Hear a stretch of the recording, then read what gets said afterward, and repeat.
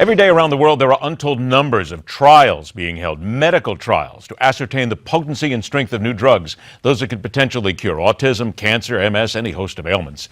These are always held usually in secret to avoid giving the public false hope and to ensure some level of privacy for the researchers. However, the World Health Organization doesn't see that as the right way to go about it. They want everything out in the open. It's always a pleasure to bring it to the open. Welcome back to MidPoint, the Newsmax Deputy Health Editor and co-author of the must-have book for your healthcare prep, the DaVinci Baby Boomer Survival Guide. Nick Tate joins us on the show. Good to see you again, my friend. Good to be here. This caught my attention because what we're talking about here is transparency in medical research. Right. And I guess there's a couple of things. First of all, does the World Health Organization really have everybody's best interests in mind saying something like this? And would it really help anybody to actually be that transparent? Well, the World Health Organization certainly thinks so. And, they think so, they right. They think so. They actually have some company. The problem here isn't that researchers are doing this stuff in secret so much as they're not revealing when there are problems with research. Clinical trials sometimes have problems in methodology. Sometimes they don't reach the conclusions that were expected. And what has happened over time is that those details don't come out publicly. So what the World Health Organization is saying, look, if you're doing a trial, we want it to be registered. We want it to be public. We want everything that you know to become public so people know.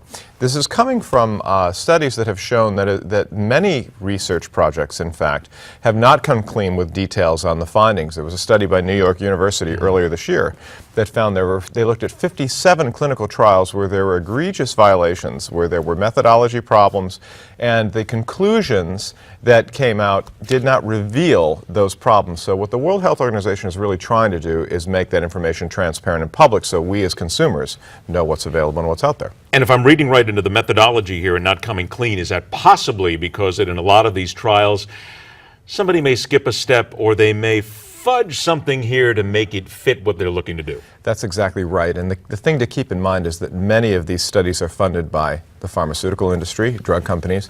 They will design studies, I'm not indicting anyone here, but they will design studies to take a standard drug for, say, diabetes or cancer, and they will put it head-to-head with another drug that's just being developed. And if that study can show that the newer drug, more expensive drug, is better than the older drug, it obviously has a financial benefit to those companies. So because of those interests, this would be a way of keeping the checks and balances in order so that those vested interests can't hide those details they don't want people to know about and only over-promote the ones that are good for their bottom lines. While the WHO wants to do this, do you think that other major organizations around the world, the United States, others would be in favor of this as well? In fact, the NIH and FDA have had similar programs. The FDA created, as a result of a call for this kind of transparency about a decade ago, they created clinicaltrials.gov, which is an American government-based website that allows and asks for researchers to place all of their details on this website. So you as a consumer, if you have diabetes or cancer and you're looking for the latest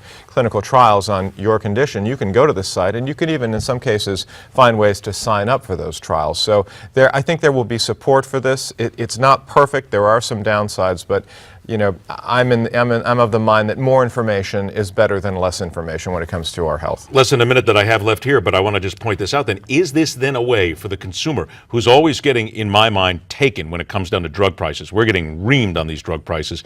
To actually look at what's being done, make a decision, and maybe make a better decision as to the kind of drug they want and to see where they're getting ripped off? I think it does, and I think down the road, too, the request is that the World Health Organization is asking companies and organizations that do these studies to post information later if they find there are problems with their research. So if you've been taking a drug for 10 years and they find there's a problem with it, that information will become more readily available. So it's good news for consumers on many levels, I believe. This just sounds logical, which means, of course, you and I both know it. It'll never happen. It'll never happen or take a long time to happen because it makes way too much sense. True, but they're starting down the right road, and I think this is a good first step. I think it's a good idea. Let's remind everybody that if you haven't got a copy already, make sure that you pick up a copy of the DaVinci Baby Boomer Survival Guide. Learn how to survive the baby boomer financial crisis with the DaVinci Baby Boomer Survival Guide. Go to babyboomers711.com and make sure you get your copy now. Mr. Tate, always a pleasure. Thank you, sir. We'll see you again real soon. Right. Next up, we spoke about medical here, but let's talk about something else here, the childhood ailment that few really understand